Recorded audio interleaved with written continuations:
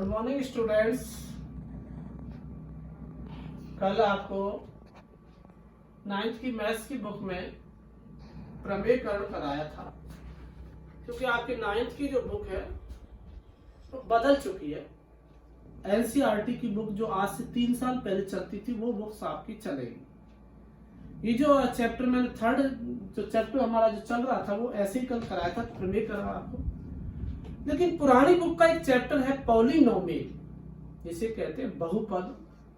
वो चैप्टर और नई बुक का चैप्टर सेम है। और हो सकता है कि बच्चे के पास अभी नई बुक्स मैनेज नहीं हो पाई हो, नई बुक्स किसी बच्चे के पास नहीं हो, तो पुरानी बुक से आप पढ़ सकते हो। चैप्टर नंबर आपको दिया जा रहा है थर्ड है, ये पुरानी बुक का थर्ड है, नई बुक का सेकंड है।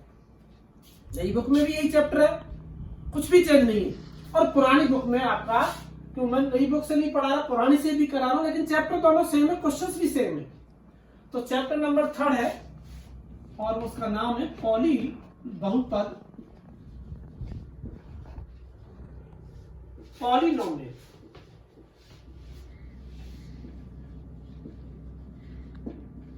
पॉलिनोमियल्स। तो बेटे पॉलिनोमियल्स हमारा एक चैप्टर वर्ड आ रहा है बहुपद। तो नाम से ही बहुपद यानी बहुत सारे पद। लेकिन आपने छोटी क्लास में पढ़े होंगे monomial, binomial, trinomial, polynomial. Polynomial last बाद में आता है। पॉलिनोमियल देखिए सबसे पहले आता है मोनोमियल। मोनोमियल्स जिसे कहते हैं एक पद, जिसके अंदर ओनली वन टर्म होती है, एक पद होता है, उसे मोनोमियल कहा जाता है। मोनोमियल जैसे 4x - 3y 5x, ये सारे मोनोमियल्स हैं, क्योंकि ओनली वन टर्म, जिसमें ओनली वन टर्म होती है वो मोनोमियल कहलाता है। तो ये ध्यान रखने वाली बात है बेटा, मोनोमियल्स का मतलब होता है एक टर्म। बाइनोमियल, बाइनोमियल जिसे कहते हैं दो पद, द्विपद, जिसमें दो पद हो, जैसे कि 4x है तो 4x + 7 कर दिया मैंने, ये बाइनोमियल बन गया। विच टर्म, देखिए यहां पर वन टर्म जिसमें एक ही टर्म होती है, एक ही पद होता है, वो मोनोमियल कहलाता है। टू टर्म जिसमें दो पद होते हैं, वो बाइनोमियल कहलाता है, जैसे 4x + 7 - 3y + 1 5x + -7, कुछ भी लिख सकते हो। एनी एग्जांपल्स ले सकते हो आप, कोई भी एग्जांपल ले सकते हो। बाइनोमियल का, बाइनोमियल में दो पद होते हैं। देखिए डिफरेंस क्या है, या एक पद है या दो पद है। इंग्लिश मीडियम वाले मोनोमियल कहेंगे, हिंदी मीडियम वाले एक पद बोलेंगे। बाइनोमियल में दो पद हो गए, जिसे बाइनोमियल कहते हैं दो पद। फिर आता है तीसरा ट्रिनोमियल,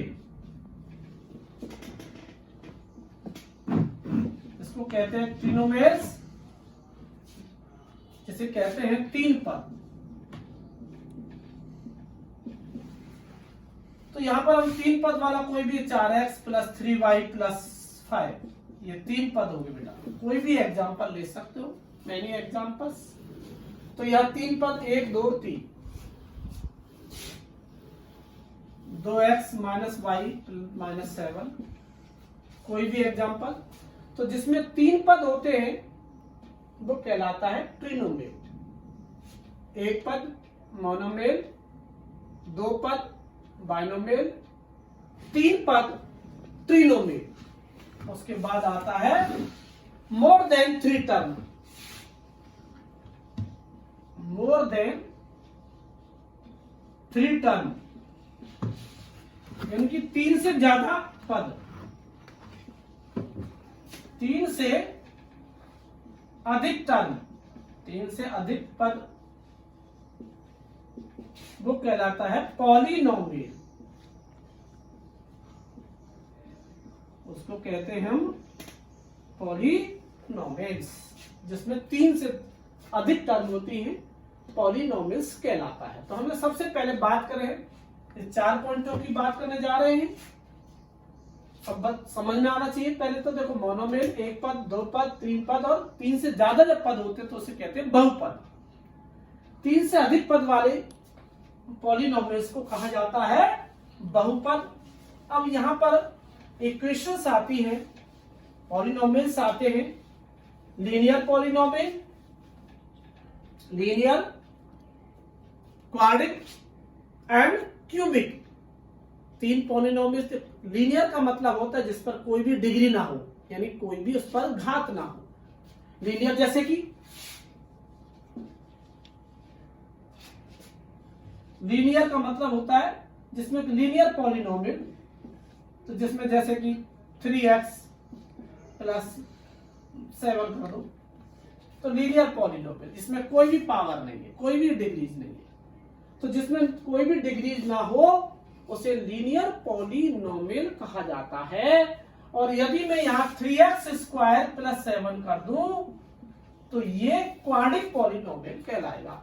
क्वाड्रिक का मतलब होता है जिसमें स्क्वायर आ जाता है।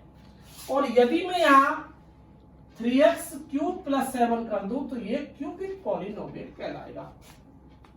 लीनियर पॉलिनोमियल, क्वाड्रिक का मतलब द्विघात समीकरण, द्विघात बहुपद, त्रिघात बहुपद और एक घातीय बहुपद। लीनियर पॉलिनोमियल को एक घातीय बहुपद कहा जाता है। 2 घात वाले बहुपद को क्वाड्रिक पॉलिनोमियल कहा जाता है। त्रिघात, इसमें 3 घात हो, घात 3, पावर 3, डिग्री 3 लगी हो तो उसे त्रिघातीय बहुपद यानी कि उसे, तो ये लीनियर, ये क्वाड्रिक और ये क्यूबिक, इसको क्यूबिक कहते हैं। त्रिघातीय बहुपद इसको क्वाड्रिक कहते हैं, द्विघातीय बहुपद, और इसको एक घातीय बहुपद को हम सरल, ये सीधा बहुपद है, एक घातीय बहुपद जिसे लीनियर, इंग्लिश में लीनियर पॉलिनोमियल कहा जाता है। अब जैसे कोई क्वेश्चंस ले रहे हैं, जैसे मैंने ले लिया यहां पर x की power 4 plus x cube plus 7, degree बताइए। तो जिसकी हाईएस्ट पावर होती है वो डिग्री कहलाती है। तो यहां पर डिग्री जो होगी 4 होगी। अभी क्वेश्चंस बहुत सारे आएंगे आपके, पर क्वेश्चंस एक्सरसाइज लेने से पहले उस एक्सरसाइज को हम समझ लें कि डिग्री का मतलब पावर होगी। तो हाईएस्ट पावर कितनी है इसमें, इसे पॉलिनोमियल्स के अंदर 4 है, तो इसका जो आंसर होगा वो 4 होगा। अब जैसे किसी क्वेश्चंस में, किसी पॉलिनोमियल में x cube minus 7x plus 15 है। अब बताइए इसके कितने फैक्टर्स हो सकते हैं, हाउ मेनी फैक्टर्स। तो देखिए बेटा, सब ये पावर देखिए आप, ये डिग्री कहलाती है। तो किसी बहुपद के ऊपर जितनी बड़ी डिग्री होती है, जितना बड़ी पावर होती है, उसके उतने ही फैक्टर्स होते हैं। किसी बहुपद में जितना उसका पावर है, बड़ी डिग्री है या 3 है, तो 3 फैक्टर होंगे। अभी मैं 4 लगा दूं तो 4 फैक्टर हो जाएंगे। तो जितनी बड़ी पावर होगी उस बहुपद के उतने ही गुणनखंड होते हैं, उतने ही फैक्टर्स होंगे। तो ये डिग्री कहलाती है। अब बात करें हम कोफिशिएंट की, अभी अब चैप्टर में कोफिशिएंट भी आएगा। जैसे 3x square minus 7x plus 5 है। कोफिशिएंट ऑफ एक्स स्क्वायर यानी एक्स स्क्वायर का गुणांक। कोफिशिएंट ऑफ एक्स स्क्वायर का मतलब होता है एक्स स्क्वायर का यहां कितने से मल्टीप्लाई हो रहा है। तो यहां coefficient of the x square 3 आएगा आंसर। चैप्टर में काम आएगा आपका कि एक्स स्क्वायर का गुणांक लिखिए, तो एक्स स्क्वायर का कितने से गुणा हो रहा है, 3 से। और यदि कोफिशिएंट ऑफ द एक्स बोलता तो -7 आता कि एक्स का गुणांक बताइए -7। और यदि यहां पर एक्स स्क्वायर के गुणांक में 3 आंसर आ जाएगा बाय द वे यहां पर मैं 3 हटा दूं और ये संख्या लगा दूं, x square minus 7x plus 5। अब पूछ लू का एक्स स्क्वायर का गुणांक बताइए। एक्स स्क्वायर का गुणांक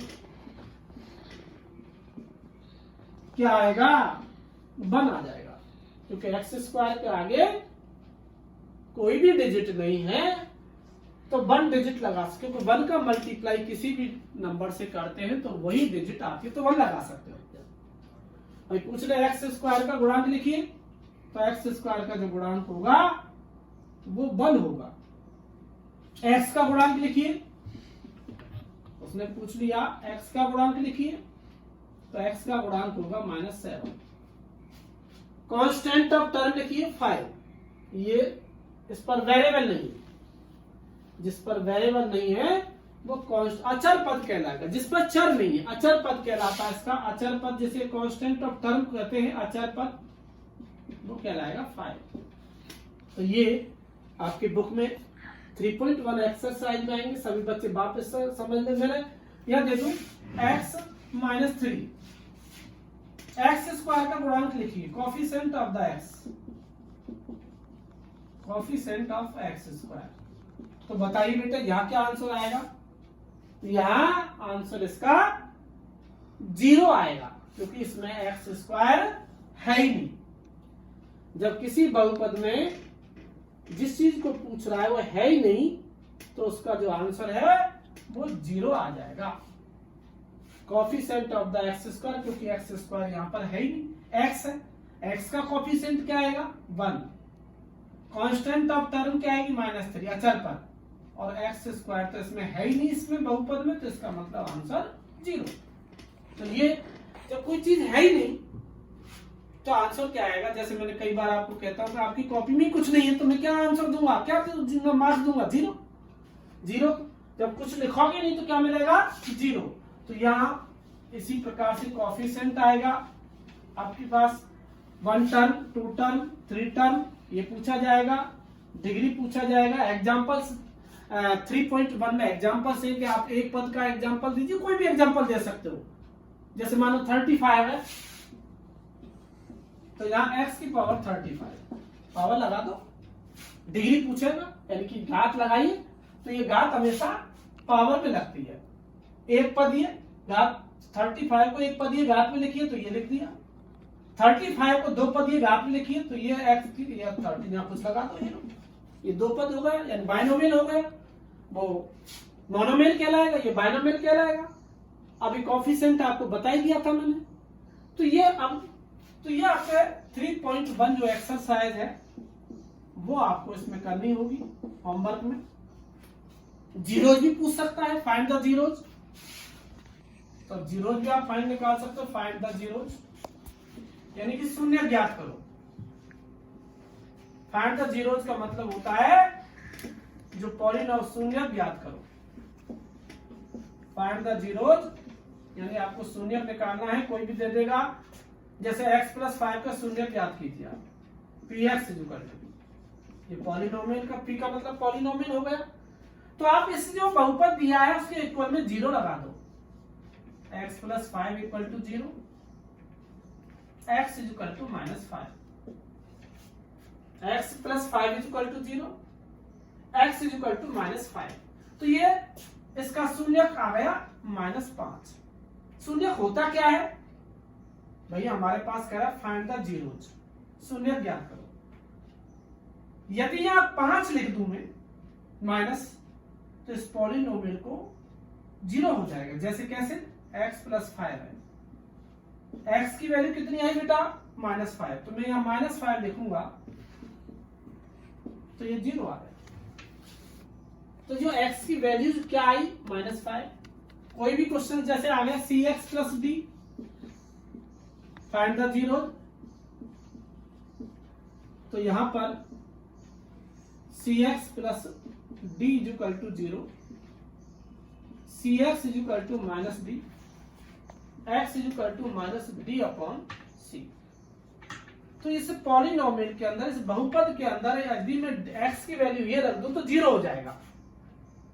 तो हमारे पास सी एक्स प्लस डी, मैंने क्या कहा था, x की वैल्यू ये रख दूं c इंटू, बोलो बच्चों क्या लिखूं, minus D upon C plus D, C से C cancel, minus D plus D is equal to 0। तो ये जीरोज फाइंड कराएगा। तो ये 3.1 जो एक्सरसाइज है आपकी, 3.1 एक्सरसाइज आज होमवर्क में 7 डेट के होमवर्क में आपको पूरी करनी होगी। नेक्स्ट आपको 3.2 कल पढ़ाई जाएगी।